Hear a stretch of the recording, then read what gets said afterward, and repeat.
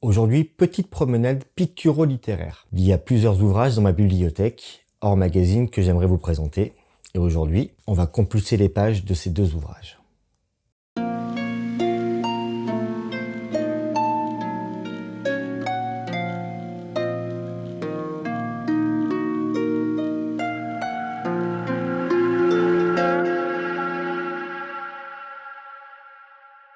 Bonjour tout le monde, bienvenue dans ma faille temporelle.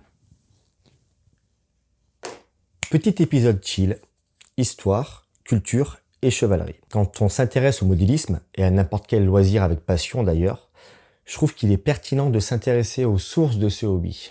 On va donc commencer par la base. C'est quoi une figurine en fait ?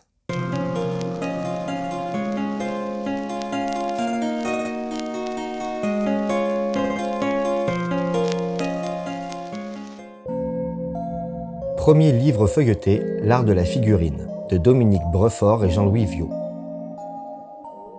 128 pages, édité en 1995 aux éditions Histoire et Collection. Ce livre est bilingue, français-anglais, jusqu'au prix sur la 4e de couverture. Selon le dictionnaire, une figurine est une statuette de petite dimension. Ce mot est apparu dans la langue française au XVIIe siècle. Au départ, la figurine n'était pas vraiment distincte de son ancêtre, le soldat de plomb. La différenciation s'est opérée par l'entremise de la peinture pour devenir une forme d'art à part entière. La peinture sur figurine est un art récent comparé à la peinture à l'huile, mais il possède déjà de grands maîtres en la matière. Les figurines historiques de l'époque tendaient déjà à un réalisme poussé à son maximum, et cela avec des matériaux empruntés aux peintres sur toile ou sur bois. De nos jours, ce passe-temps mêlant patience, minutie et un zeste de sens artistique possède ses propres médiums. Quelques œuvres. Avec cet arbalétrier, une figurine border de 75 mm, peinte par Pierre-Andrea Ferro. J'admire le travail à main levée sur le bouclier dans le style des illustrations de manuscrits du Moyen-Âge. Le général Kato Kiyomasa, figurine de 90 mm de la gamme post-militaire, une peinture de Philippe Audebert. Le schéma de couleur me plaît beaucoup, simple mais très efficace. Les plats d'étain sont une catégorie à part dans les figurines. Spécialité germanique depuis des siècles, ils eurent différents usages au fil des temps. Objets décoratifs, éléments de jeux de guerre ou encore tout simplement jouets. Ce sont des figurines plates, pas plus que quelques millimètres d'épaisseur, l'exercice étant de simuler le relief grâce à la couleur. Comme cette scène de village avec des personnages de 30 mm de haut, une création de Serge Franzoia. Ou cette autre scène, cette fois-ci avec des samouraïs de 90 mm de haut, un travail de Patrick Bougra. Alors en parlant des plats d'étain, on peut faire un petit parallèle intéressant avec cet objet. Un pins de Space Marine à peindre soi-même. On en fera un futur atelier avant de l'accrocher sur mon t-shirt.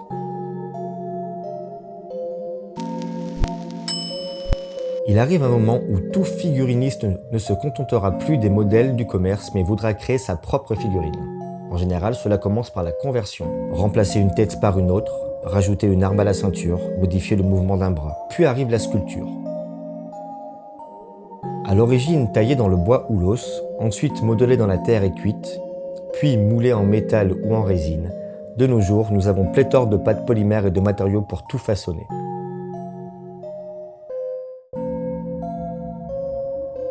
Et lorsque ces pages furent publiées, l'impression 3D à domicile n'existait pas encore, ouvrant la voie à toutes les possibilités.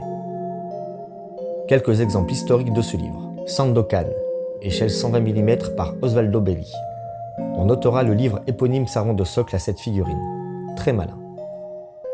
I Deep in the Hell, un diorama d'Andrei Korybanix à l'échelle 54 mm. Plutôt saisissant de réalisme, j'adore le socle. Un papouf de Nouvelle-Guinée, haut de 90 mm. Une création d'Antonello Di Biase. Très originale. Très belle double page avec des créations à l'échelle 54 mm. À gauche, un éléphant de guerre khmer et à droite un samouraï à cheval. 2 pièces d'Hervé de Bellonnet. On notera l'utilisation de mousse végétale en guise de végétation. Nosferatu, une figurine atomique création de 300 mm, mise en couleur par Mike Good. À côté, un petit diorama incluant des figurines en métal de la gamme Mithril. Va des rétros, une scénette de Gérard Dormoy et Didier Sanchez. Les bustes, Format de figurine bien spécial. Il représentait à l'origine les grands noms de l'histoire. L'artiste mettant tout son talent en œuvre pour immortaliser un visage, une expression. En bois, en plâtre, en marbre ou en bronze. De nos jours, ce format est largement représenté en résine sur nos établis de peinture et il inspire particulièrement les artistes contemporains. J'aime beaucoup l'attitude de ce chaman pied noir, un buste de 150 mm créé par Michel Saez. On remarquera également les vraies plumes qui composent la coiffe de cet asthmate de Nouvelle-Guinée, même échelle que le précédent, par l'artiste Mike Good.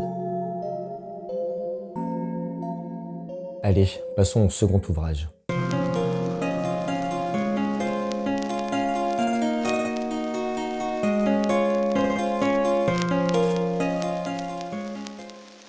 Ce manuel technique des éditions Andrea Press est sorti en 1999. Il propose un regard particulier sur le modélisme et la peinture de figurines à travers le prisme des chevaliers. 62 pages richement illustrées de photographies, une vieille étiquette en franc sur la couverture. Et je suis sûr que vous avez reconnu ce héros en kilt.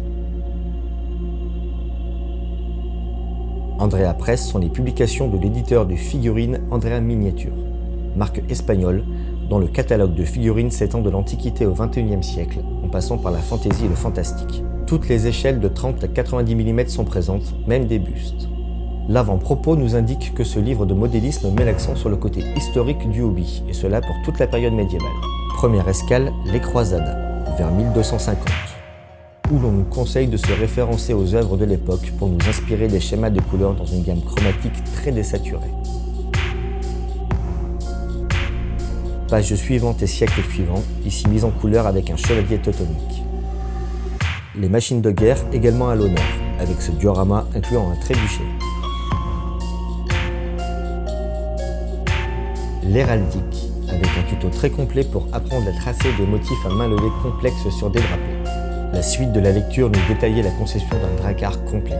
Comment réaliser des motifs géométriques animaliers pour orner les boucliers, grâce à la technique du pochoir à l'aérographe. Franchement très stylé. Ici, l'équipage au complet, presque prêt à prendre le large. Le cœur du magazine était occupé par un chevalier hospitalier de l'an 1300 environ. J'aime beaucoup cette figurine, l'expression déterminée du visage est saisissante. Page suivante. Même époque, mais de l'autre côté du globe, le samouraï.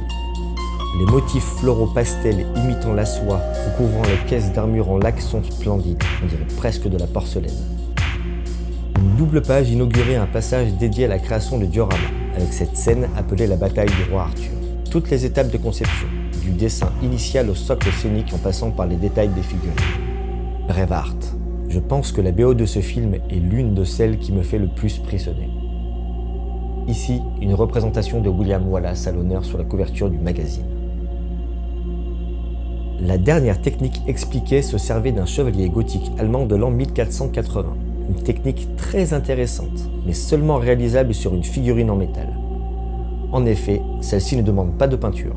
Elle nous détaille comment nettoyer, préparer, lustrer et faire reluire le métal pour que le métaux soit plus vrai que nature, grâce à de la laine de métal et des polissoirs. Très intéressant, franchement à tester.